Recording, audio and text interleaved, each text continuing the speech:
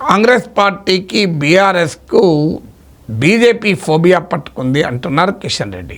అంటే బీజేపీ ఎక్కడ దెబ్బతీస్తుందన్న భయం పట్టుకుంది అని. కాంగ్రెస్ పార్టీ అధికారంలో ఉంది, బీఆర్ఎస్ ఓటింగ్లో తగ్గిన పార్లమెంట్ ఎన్నికల్లో ప్రతిపక్ష స్పేస్లో బలంగా ఉంది. అందువల్ల బీజేపీ ఫోబియా ఈ రెండు పార్టీలకు పట్టుకుంటే బీజేపీకి ఏ ఫోబియా పట్టుకొని ఉండాలి. అందువల్ల ఇప్పటికిప్పుడు బీజేపీని చూసి భయపడుతున్న పరిస్థితుల్లో ఏ పార్టీ కూడా ఉందని అనుకోను. ఎస్, బీజేపీ ఛాలెంజ్ అటు కాంగ్రెస్కి ఉంది, ఇటు బీఆర్ఎస్కి ఉంది, అనుమానం లేదు. ఇప్పుడు ఆంధ్రప్రదేశ్ రాజకీయాల్లో బీజేపీ కాదు, తెలంగాణ రాజకీయాల్లో బీజేపీ ఓ ప్రధానమైన కంటెండరు, ప్రధానమైన స్టేక్ హోల్డరు.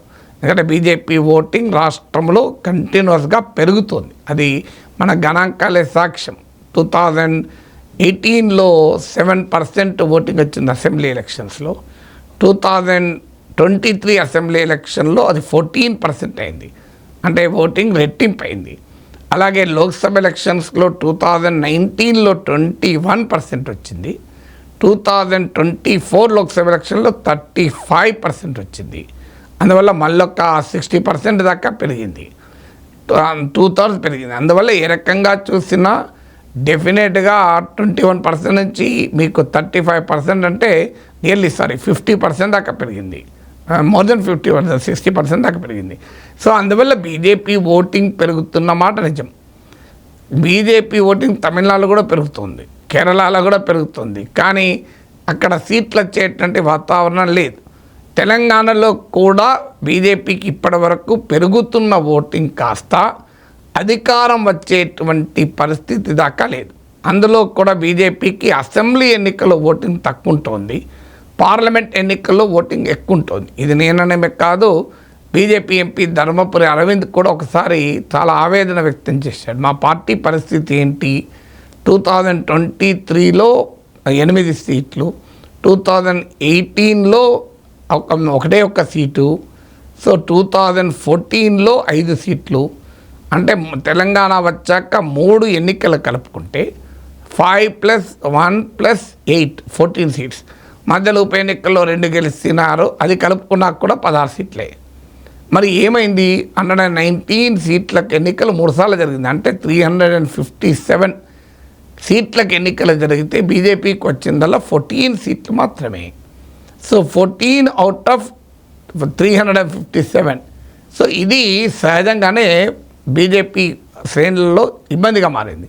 అదే పార్లమెంట్ సీట్లు అయితేనేమో 2019లో 4 సీట్స్, 2024లో 8 సీట్స్ కాంగ్రెస్తో నువ్వా నేనా అనే పరిస్థితిలో ఉంది.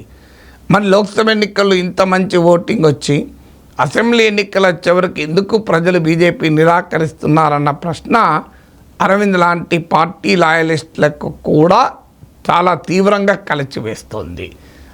ఇక అన్నిటికీ మించి 2023లో 14% ఓటింగు, 2024లో 35% ఓటింగ్ తెచ్చుకొని కాంగ్రెస్తో సమానంగా ఎంపీ సీట్లు తెచ్చుకున్నాక కూడా బీఆర్ఎస్కు దాటి అపోజిషన్ ప్లేస్లో బీజేపీ దూకుడు ప్రదర్శించలేకపోయింది. మీకు బీఆర్ఎస్ ఓటింగు ఏకంగా 20% తగ్గింది, మామూలు తగ్గడం కాదు. 37% నుంచి బీఆర్ఎస్ ఓటింగ్ కాస్త 17% పడిపోయింది. బీజేపీ ఓటింగ్ కాస్త 21% పెరిగింది, 14 to 35%. అంటే బీఆర్ఎస్ ఓటింగ్ లోక్సభ ఎన్నికల్లో గంపగుత్తగా బీజేపీ షిఫ్ట్ అయింది. బీఆర్ఎస్ ఒక రకంగా ఓటర్ అనిమిక్, అంటే ఓటర్ అనీమియాను ఎదుర్కొంది. అలాంటి పరిస్థితుల్లో కూడా అపోజిషన్ ప్లేస్లో బీఆర్ఎస్ దూకుడుగా కనబడుతుంది, కానీ బీజేపీ లేదు. అంటే బీజేపీ స్వయంకృత అపరాధాలు దీన్ని బట్టి అర్థమవుతున్నాయి. సెల్ఫ్ గోల్ ఎలా బీజేపీ కొట్టుకుంటుందని.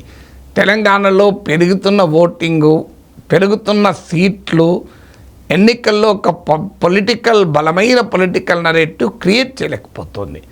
దుబాక, హుజరాబాద్ ఉప ఎన్నికలు, జిహెచ్ఎంసీ ఎన్నికల తర్వాత వచ్చిన అవకాశాన్ని కూడా సద్వినియోగం చేసుకోలేకపోయాయి. ఇప్పటికీ బీఆర్ఎస్తో బీజేపీ సంబంధాలు ప్రశ్నార్థకంగానే మిగిలాయి. బీజేపీలో రాష్ట్ర నాయకత్వ స్థాయిలో కోహెసివ్నెస్ లేదు. అందరికీ తెలుసు, ఈటల రాజేందర్, బండి సంజయ్ల మధ్య పచ్చగడ్డేస్తే బగ్గుమంటది.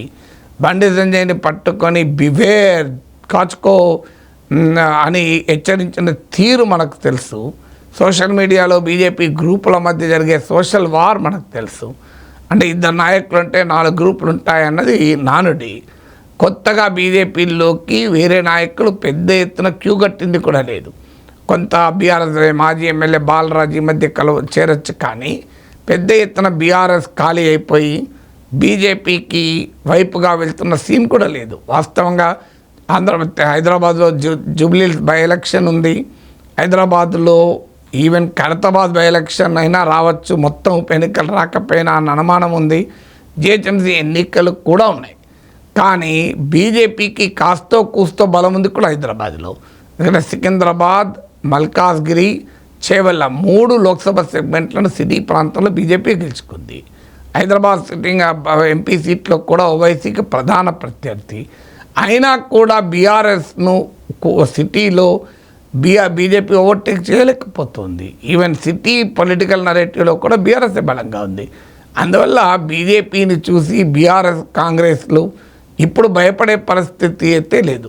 అందువల్ల క్లియర్గా బీజేపీకి ఉండొచ్చు, తెలంగాణలో మేమే అధికారంలోకి రావాలన్న మేనియా ఉండొచ్చు, కానీ బీజేపీ పట్ల కాంగ్రెస్కు బీఆర్ఎస్కు ఫోబియా ఉందంటే నిజం కాదు.